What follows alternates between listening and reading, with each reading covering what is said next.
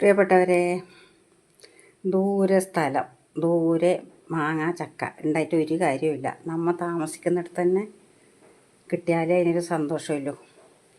25 വർഷം വളപ്പിലും പോവാതെ ഷോപ്പിൽ മാത്രമായിട്ട് അങ്ങോട്ടും ഇങ്ങോട്ടും നിരങ്ങിയിട്ട് ഒരു നല്ലൊരു ചക്കയോ മാങ്ങയോ തിന്നാൻ പറ്റിയില്ല.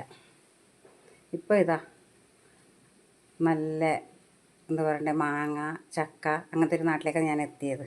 അപ്പോൾ നമുക്ക് ഈ കാട്ടുമാങ്ങയില്ല, പക്ഷെ എല്ലാവരും തരും. ചക്കയും ഈ നമ്മൾ നിൽക്കുന്ന സ്ഥലത്ത് ചക്കയില്ല, ദൂരമുള്ള സ്ഥലത്തേ ഇല്ലൂ, പക്ഷേ അടുത്ത വീട്ടിലത്തവരെല്ലാം കൊണ്ടുതരും. അതാ കണ്ട.